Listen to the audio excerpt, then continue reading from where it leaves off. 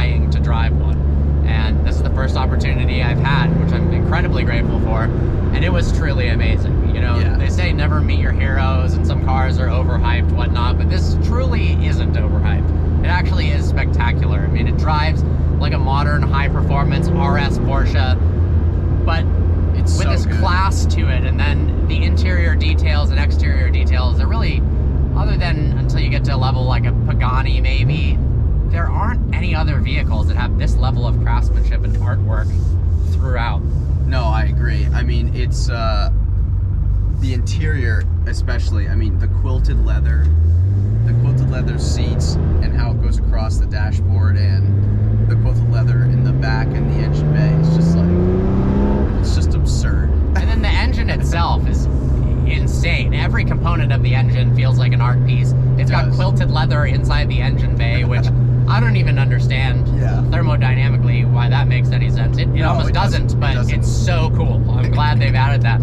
There's quilted leather in the trunk. I mean, these are places that potentially Singer owners will never even use or see. Yeah, like it's quite possible they're not going to open the engine bay, and then, you know, the mechanic works on it and goes, whoa, there's leather in the engine bay. Well, even in the frunk, it kind of reminds me a little bit of the of when you open a frunk of a Carrera GT. Yeah, it kind of has a similar feeling to it. Absolutely.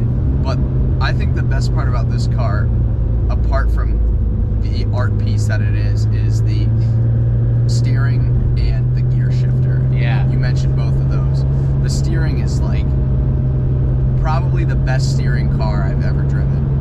And you get in it, every time you get in it, it's just like, it's perfect. You're like, why isn't every car like this? You know what I mean? I think I've realized after driving so many different cars that perfecting the steering feel is the hardest component of an automobile. 100%. And they have literally taken the directness and feedback levels of an RS modern Porsche, but then also added this comfort and GT element to it without reducing the feedback and directness. And I have no idea how it's possible, but it results in literally the best steering feel. It's the best of all worlds, which normally isn't something that exists. It's either too deadened or well, I don't know if there's such thing as too much feedback, but in a car like this, no, I can't think of a better steering setup. And the linkage is absolutely insane. The motor sounds crazy. Yeah, I don't have really anything but positive things to say about this car. Oh, this car is spectacular. So, if you had $1 million to spend on a car, let's say pre-COVID market, so that kind of opens it up a little bit, what would you buy? Would you buy one of these? Would you buy an F40? I feel like you get an F40 pre-COVID for $1 million. Probably a Carrera GT. You know, I was briefly, I mean, it would have been a brutal financial stretch, but I guess now looking back, it would have been an amazing move. I was looking at an F40 and there was one for $950. I mean, I think long-term future growth, I haven't driven an F40 to be honest, so I really don't know what it's like to drive, but looks-wise, it's one of my favorite cars of all time. So realistically, probably that.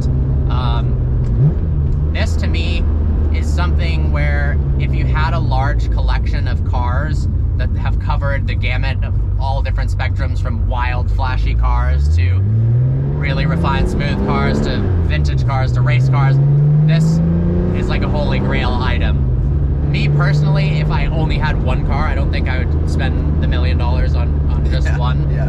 But it definitely leaned me more in the direction to thinking that this is the ultimate car than I was expecting. Obviously, it's beautiful, and obviously the performance is great, but it's pretty unmatched in terms of its driving experience. Oh, yeah. So I don't want you to think that when I say I wouldn't spend the $1 million on this car, that this isn't one of the best cars in the world, because it truly is. I just have a weird soft spot for that F40. No, I get that. And like, I'm also Italian, so I can't, the Ferrari gods would come down and smite me. Yeah, you might just be killed. Yeah, immediately. yeah, they would zap me with like a lightning bolt of spaghetti or something. They wouldn't allow me. Arrabbiata! That's the only Italian I know. Arrabbiata. Well, when you have pasta arrabbiata, that means that it's like spicy. Yeah. Ah, the spicy pasta! Yeah, well, you get hit by a spicy lightning bolt. Well, I hope you enjoyed this behind the scenes video. As always, like and subscribe. Tune into our Instagram with In the Driver's Seat with ABS. I'll put the handle right here. Follow Parker's channel at Vehicle Versions. Check out his Instagram, his TikTok. Thanks for watching. We'll catch you in the next video.